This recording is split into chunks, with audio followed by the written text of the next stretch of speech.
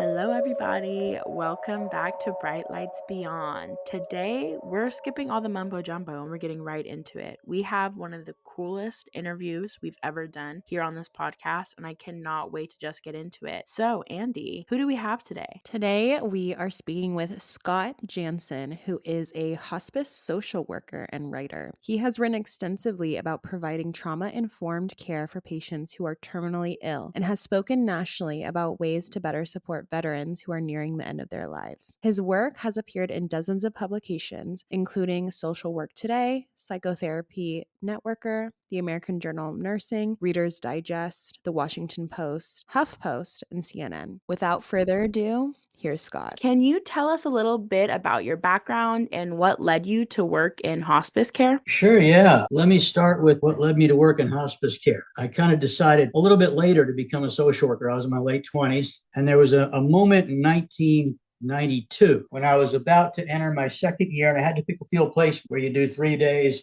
of clinical work. You actually work in a setting where you're doing social work. And I was looking through this big book, all these different settings, and there are only two that really interested me. One was working for the police station, doing crisis de-escalation, working with perpetrators and victims, staff support, that type of thing. The other was hospice. Those are the only two that stood out as settings that I felt like would challenge me, that would allow me to explore some of the depths of human experience that I was interested in. And I thought, well, I could go into the one with the police station. That felt familiar to me. By then, I'd worked in homeless shelters. I'd worked with folks and were addicted to heroin, people who'd been traumatized. I'd worked in Division for Youth Juvenile Correctional Facilities. I'd worked with juvenile offenders. And so I kind of had a feel for what that work might be like. And it kind of felt familiar. It felt inviting. I also thought that, if I went that way, it might reinforce certain things about my worldview. I was a little cynical back then, a little hard-nosed, wasn't particularly impressed with the human species, but wanted to make a difference. That seemed like one road I could take. Hospice, on the other hand, kind of scared me. I had a lot of death fear. The idea of being with folks in that deep vulnerability that goes with being terminally ill, where your defenses are kind of down,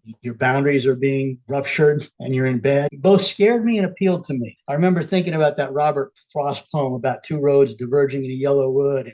And I remember having this clear memory of something Joseph Campbell had said about how, in mythological terms, it's the cave up that you fear to enter that often holds the treasure that you seek. I thought to myself, well, I'm afraid of the hospice side of things. What's the possible treasure? I thought, well, for one thing, I could maybe look at, explore, and see if I can create some space for this death fear that I have. The other was, I think this is a place that would open my heart. This is a place that would soften me. This is a place where it would engage my ability to be with people who are vulnerable and to be authentic in that space and to explore ways that I could become maybe a deeper human being. So I decided to go into hospice, and it's been a heck of a ride. I've been doing this for 32 years. I've got a lot of different interests. I've spoken nationally. I've been part of national committees and whatnot, blah, blah, blah, all that stuff, published a bunch of articles. And I don't say that because there's anything meritorious about it. I say it because it's been a really full place for me to explore both the clinical work, who I am as a human being, and how I can become a deeper, more caring, more loving human being, but also to pursue intellectual interests and creative interests. So it's been a great ride that I'm appreciative for and grateful for, and still down in the trenches doing it for a while yet to come. So that's kind of the short version, believe it or not. That's awesome. It's not easy work, but it's necessary work. So obviously, we really appreciate the people like you that are out there doing it. And kind of talking about the written work that you've put out there, you've mentioned in a few of the articles that I got the pleasure of reading that you started your journey as a hard-nosed skeptic. And what was that turning point for you that really made you begin taking near-death experiences and those sorts of experiences more seriously? It's a good question. There was no one turning point, but there were places where I course correct, places that kind of changed the arc of my understanding of near-death experiences and some of the associated other types of transpersonal experiences. Probably the first one that really jolted me, because you're right. I started out skeptical and cynical. I thought, it's a bunch of, it's wishful thinking or imagination or all the automatic kind of materialistic reductions. It's hypercarbia, it's anoxia, it's temporal lobe activity, blah, blah, blah. I had no evidence for that. I just assumed it was scientific to believe these were the creations of physiological responses, pharmacological effects, or psychological or psychiatric types of situations. That was my default setting. I hadn't looked at any research. I hadn't tested that hypothesis out. I assumed that it was scientific to believe that. And so I think probably the most pivotal experience was the one that just jarred me out of that assumptive lens. And that came probably about a year or so after I'd started doing hospice work. It was early on in my career. I was working with an elderly woman. She was being cared for by her husband, Wilton. She had end-stage Alzheimer's disease. She'd had Alzheimer's for quite a while. It's a long, progressive disease, but ultimately it reaches a terminal phase, and that's where she was. Now, I never said a word to her. I never heard her say a thing. I never saw her eyes open. For 8 months, I'd go by about every other week and talk with her husband, Wilton. Sometimes we'd sit in her room so she could hear our voices as we talked about her life, as we talked about his love and appreciation for his connection. She never opened her eyes. She never said a word. She almost never woke up. When she did, it was just for Wilton to feed her some Ensure, some liquid food, things to eat. And he was just so devoted to her. He was so loving. She was the center of his world. Taking care of her was what he did with his life, and he was glad to do it. And I got to hear all these stories. And when she died, I thought, well, Wilton's going to have a hard time. I didn't want him to think we were forgetting about him. So I waited a couple weeks after the funeral, and I went by and saw him. We spent about an hour or so talking, and we were talking about his experience as a caregiver. We were talking about what it was like to be in the world without her there, to be disoriented, and where his path was going to go from here. And I said to him at one point, I said, Wilton, is there anything that gives you comfort right now, looking back on how this thing has played out? It's been a long road. There's been challenges, been difficult. He said, yeah, there's one thing in particular that gives me comfort. He says, I prayed every day that God would call her home. He had a very earnest Christianity. His view is that humans need to do the work. And even if they do the work, they still have to rely on God's grace and forgiveness to get a ticket to the kingdom. And so he said, I always thought that if anybody deserved to go to heaven, it was my wife. She was such a good person, but I just wasn't sure. But when she died, I was sure. The Lord sent me a message. He told me directly. He sent angels to see her. He let me know the angels were there. He let me know where she was going. I said, well, what are you talking about? What do you mean by that? Help me understand where your certainty comes from. He said, well, she never said anything. She never really opened her eyes. Well, I'm going to tell you what happened the last hour of her life. And Wilton was a very honest, genuine guy. He wasn't the kind of guy that was going to BS me. So I knew whatever he said was something he believed had happened. He said, what happened at the end of her life, probably the last hour, she woke up. She sat up in the bed. Her eyes were bright blue and they were full of life. And she started talking to me. And she thanked me for taking such good care of her. She told me how much she loved me. And that's the one with end-stage Alzheimer's.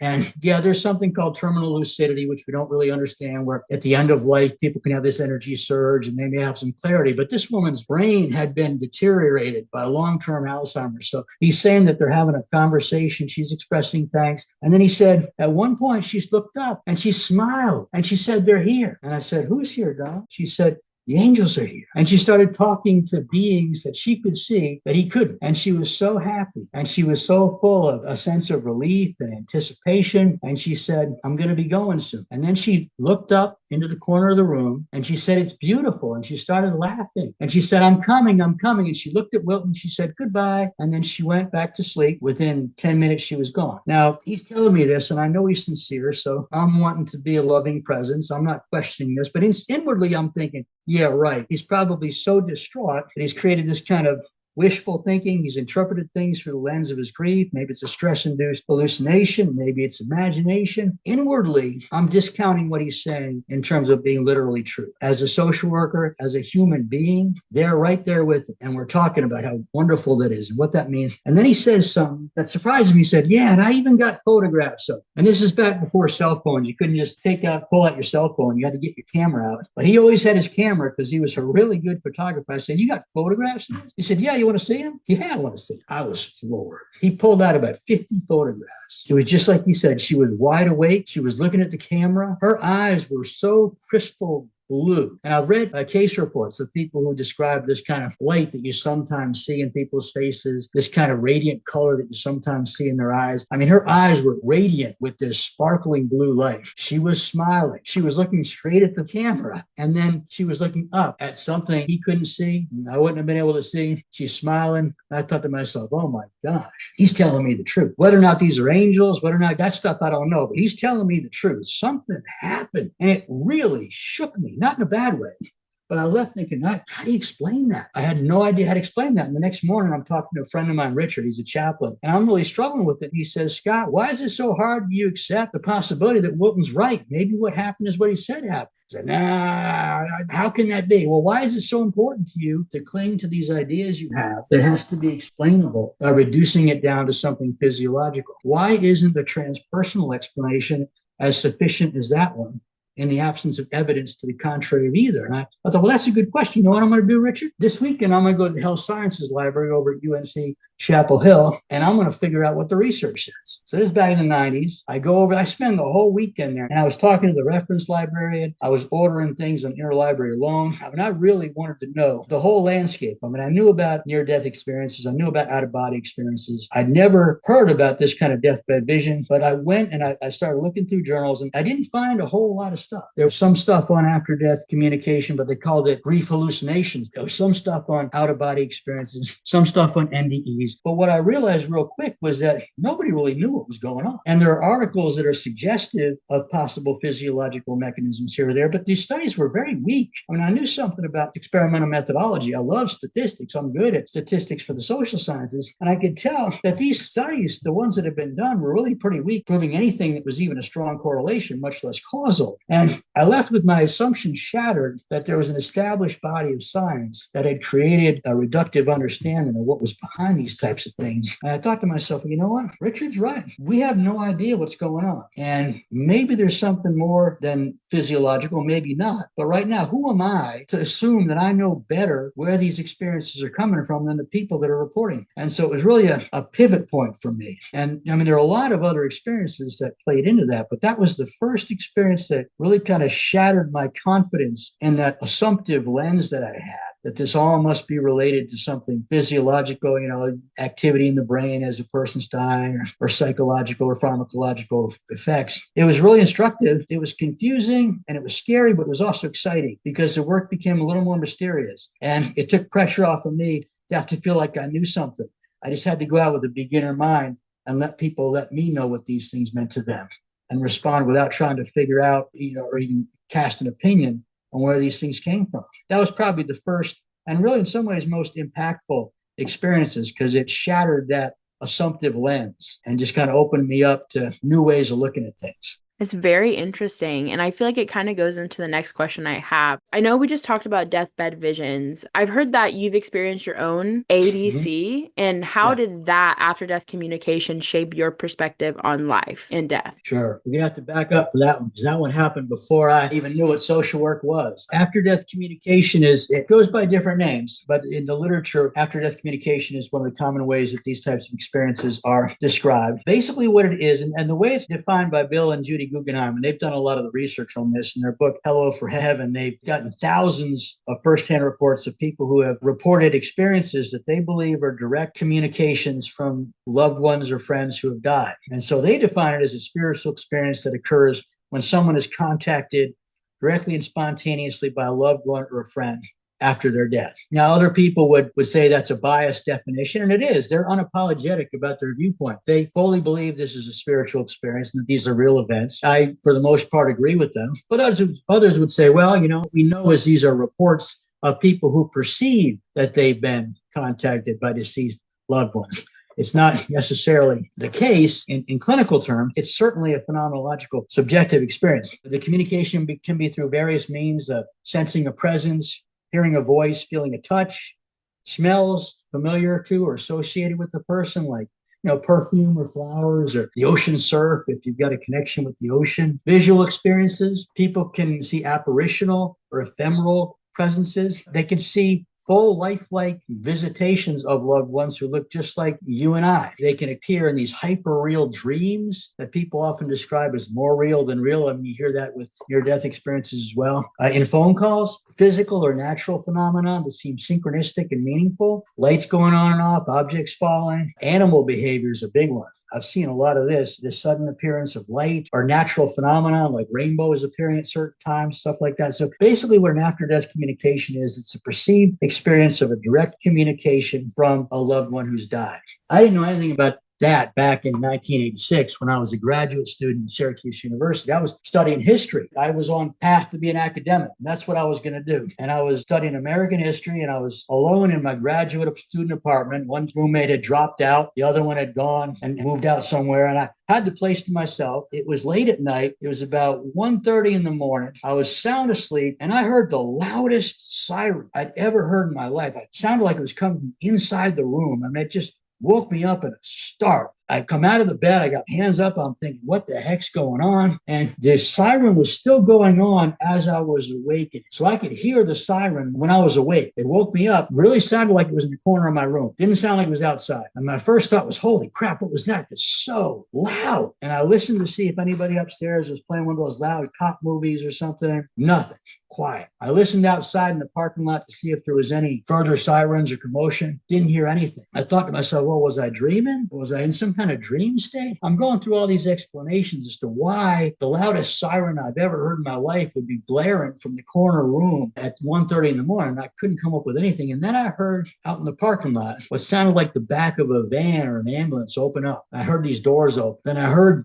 what sounded like somebody pulling a gurney out and dropping it down onto the asphalt. I heard a guy out in the parking lot say, get over here, stat. And I hear the gurney rolling over. And I think, oh man, somebody's in trouble out there. So I go over, I look outside expecting to see an ambulance and somebody in trouble. It's stone cold silent. It's one of those Syracuse nights where it's cold, the street lights are on, there's ice. Nobody's out. And I'm thinking, what the heck just happened? Well, some people out there, pranksters, thinking they're funny. So I go out there on my bare feet thinking I'll catch them at their game, and there's nothing. And so I go back inside and I'm thinking, well, I had an undergraduate degree in psychology. So I'm thinking, well, what's going on here? Could this be neural? Am I cracking up? I'm under a lot of stress. I'm not sleeping. I'm a TA. I'm a graduate student.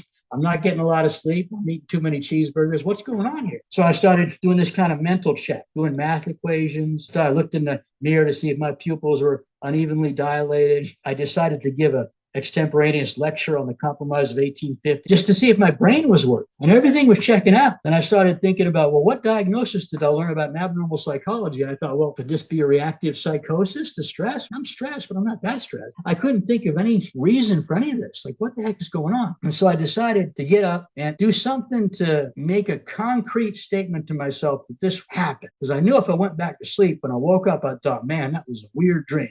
So I went to my refrigerator, and there was a big 2-liter bottle of this thing called Jolt Cola. So I cracked open that 2-liter bottle. I drank a couple swigs. I put it back, and I said to myself, when I wake up in the morning, that bottle is open, and there's swigs missing. And that tells me that this really happened, because this is off the wall. Next morning, I woke up and I go in and I look at the Jolt Cola. I'm like, man, that really happened. What was that? At that moment, my dad calls me. And he says, Scott, got some bad news. Last night, your uncle was killed out in California. And he tells me what time it was. And that was exactly what time it was, Eastern Standard Time. And he was killed by a drunk driver. And I think, oh, crap. And in my mind, now I would say, well, you had a time of death synchronicity or after death communication. The labels of these things blur and they kind of overlap. But at the time, I thought, well, I'm not jumping to any conclusions. I don't know what that was last night. What I need to do is just get in the car, drive back to Rochester, I was at Syracuse, and see how my mom's doing. It was her brother. So I kind of put it out of my mind. And it was a really kind of a rough day. And at the end of the day, I was back in Syracuse and I had this beat up old radio. It was one of those prototypes of a cordless phone. I grew up on those rotary phones with the spiral cords, but this is one of the newfangled ones. And it didn't really work that well. It was a radio with a phone on it. And there was a short in the wire so that the phone didn't really work that well. And the radio sometimes came on without my turning the radio on. I'm sitting there thinking about Eddie, my uncle, and, just kind of feeling sad. He and I were buddies. We really connected over music. He was kind of a really amazing guy. He played in bands and he loved the Beatles, and he and I would go back and forth. He'd tell me how great they were, and me telling they were a bunch of mediocre posers who were making money for the big record corporation. And I'm sitting there feeling sad. As soon as the sadness breaks through my tendencies to intellectualization or distancing or dissociation, as soon as I feel sad, that radio goes on. The very first chords of Let It Be. I find myself in time. It plays the whole song. And during that song, I feel this strange sense of enveloping peace, this sense of warmth, this sense of connection, this sense that it's okay. As soon as that song's over, and I'm not kidding, I'm serious. I know this sounds nuts. As soon as that song's over, that radio cuts off. And I'm thinking, oh, crap. I was not happy about this. Now, a lot of times people are reassured, people are comforted by this. Now I would be. Now I am comforted by that. When I look back, this is one of my most precious memories. At the time, I ain't going for this. This is woo-woo stuff. You can take the boy out of Jersey, but you ain't taking the Jersey out of the boy. I'm not going for this stuff.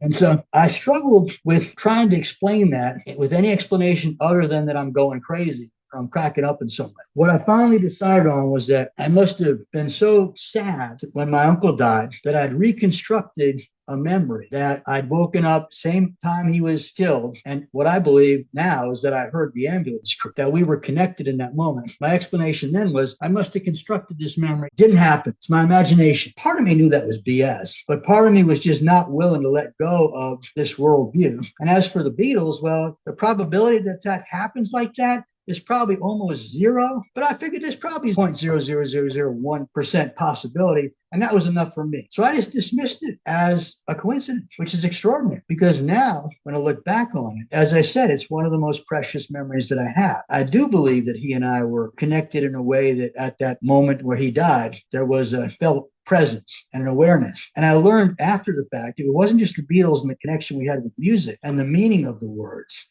and the way I felt. I learned years later that that song actually wasn't about what I thought it was about. I figured Paul McCartney was talking about Mary from the Bible. It turns out that Mary was his mother. And he had some after-death communication with her, that she came in dreams, or whether it was in one of those twilight states where you're not kind of going into or out of sleep, hypnagogic kind of state. But that song, and this is another affirmation for me that this experience was real, that somehow my uncle picked that song, I believe. Knowing that years later, once I'd worked at hospice for a lot of years and stumbled across this story of where that song came from, that would register even more deeply, that what happened was a direct and, to me, felt sense of communication with my uncle. How somebody interprets that, what somebody wants to say about where those things come from, I don't really care, because to me, it's real and it's meaningful. And I now get what Richard was saying to me when he talked about, well, why can't you just believe that people have these experiences when they say they're meaningful and valuable? If these experiences cause trouble or distress, there's ways to work with that clinically. But I get that now. That's the other side of what happened hundreds of miles away from my graduate student apartment in Syracuse, New York. That's incredible that you had that time of death synchronicity with your uncle. As our listeners know, and as you know, Scott, our theme last season was synchronicity. So we love revisiting, and having those themes pop up. So I want to ask you, when you talk about not only your own experience, but your patients' experiences with these kinds of things, do you receive pushback from, the healthcare community? And also, how do you handle that pushback or that skepticism from fellow professionals in your field? My answer to that question probably would change over time. Really, 30 years ago, yeah, I was part of the pushback. But what I've seen over time is that an increasing receptivity among people in healthcare, particularly younger generation. I used to work with doctors that were a lot older than me. Now I'm working with doctors that are a lot younger than me. So I think there's an increased receptivity. There's an overall decrease in automatic judgments, but I think there's still a real hardcore attachment to interpretations that are materialistic and reductive and mechanistic, to try to find reasons to explain these things away as not particularly transpersonal, or at least appear to do that. And what I mean by that is, I'll give you an example. I think there's pressure among doctors and people who consider themselves rooted in empirical science and peer blah, blah, blah, to at least appear to give priority to explanations in the line of which I used to believe. But I'm not so sure how deep that goes. A couple examples. About a year ago, there was a medical student who was wrapping up his work here at UNC before going off to residency. And he was really interested in after-death communication. And he and I were talking, and he was telling me how he believed this was often real experiences that suggested consciousness survives death. He was saying the things that I would say now, and he was going to give a presentation to the bigwigs, doctors, nurse practice folks who are all with the credentials and the badges. And I zoomed into his presentation, and it was a good presentation. But at the end, what he said was, so these are the explanations we have for the origins. There was nothing that looked at any of the research, and there is research that suggests that these things cannot be explained by reducing them to those factors. In fact, there's evidence that Deathbed Visions, for example, given high doses of opioid medications is a contraindication. Having an organic confusional state is a contraindication. So brain malfunction anomalies or brain malfunctioning and opioid medications actually decrease the likelihood that you're going to have deathbed visions. But even so, he gave these explanations as though they were true. He didn't spend any time looking at evidence that runs in opposition to that, that shows that there are things that just can't be explained materially or that suggest possible other mechanisms to explain consciousness. He got to the end of this talk and he kind of gave the standard line. Now, I knew he didn't believe it entirely, but he was feeling this kind of pressure. He didn't want to appear to be kind of, like, oh, that guy's a little soft. He's a little weak minded. He's kind of susceptible. He's getting sucked into people's fantasies. But the dirty little secret is that I think a lot of healthcare professionals take these things more seriously than they pretend to. It used to be, I think there were a lot of folks that would just dismiss them. They looked at people's response when they told medical professionals and psychiatric professionals about near-death experiences, and they found that there were 3 Ds. They were dismissed, they were diagnosed with some type of psychopathology, or they used the word demonized, which can encompass a lot of different things, but that people often hit this kind of pushback you're talking about. They get this kind of pushback when medical people feel the need to be experts on stuff, or feel the need to find explanations that are comforting to them, that can be explained physiologically or whatever. So yeah, there's a lot of that. And when I encounter that, I just dance with it. I get it. This is mysterious stuff. And you don't get a lot of training in medical school. In fact, Kelly here and Abel, I think it was, they examined the curriculum in Great Britain for folks training in palliative care medicine. And they looked at where the deficits were. And they said, you know what? The students are not getting really any training in how common near-death experiences are, out-of-body experiences, deathbed visions, end-of-life synchronicities, end-of-life dreams. These are common. And some of the estimates about the incidence rates, maybe 35% estimates, after-death communications, lifetime prevalence, common features. And when they do get education, the education is that it's the Dilaudid, it's the morphine, it's metastasis to the brain, it's deoxygenation of the brain, it's DMT being released. It's all the stuff that hasn't been proven, that sounds fancy. There's some suggestive studies here and there. And there's always these popular magazines that want to take the latest study and act like it's been proven. We've proven that NDEs are just, activity in the temporal region or the occipital lobe, or it's DMT, and all these distortions. There's this pressure to go to this de facto explanation. I don't get lost in arguments about origins. Okay, have you looked at the literature? Have you looked at the research? Usually the answer is no. I'll say, well, I've looked at it, and my interpretation is that there's some suggestive evidence that supports what you're saying. There's also evidence that supports those who believe these are transpersonal experiences that support the conclusion that consciousness survives death, and we can't explain things. And we can't explain consciousness that way either. There are neurologists who believe that the brain might actually not be the origin of consciousness. It may be like a radio that receives consciousness from a larger arena of existence and translates it into three-dimensional space. All we know is the brain is correlated with certain functions of consciousness. We don't know where it comes from, but I don't get lost in that stuff. I get playful with it. Usually they admit they haven't looked at any of the research. And I say, what about you? Have you had any patients that have had experiences like this? Usually they say yes. Well, what did they tell you about it? What kind of impact did it have? Usually they say, well, it seemed to make them feel better. Okay, well, do you think there's some value in that? Is there any harm in taking them at their word or letting them decide for themselves? Well, I have a duty, blah, blah, blah, blah. I have those conversations. Well, okay, we have different value that we can use. One is to be supportive and loving and to empower people to make their own decisions about how they narrate the events that they've experienced. I'm not trying to persuade them of anything.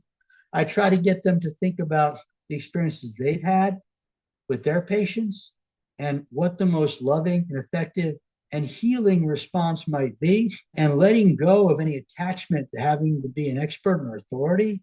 And really, in some ways, that takes the pressure off. And I find that most folks really like to engage in that conversation. I'm not telling them what to do or believe. I'm not telling them they were wrong. I'm not telling them to do something different. I'm just engaging the conversation in a way that allows them to share experiences and to reflect on what the most loving therapeutic presence in the larger sense that word might be.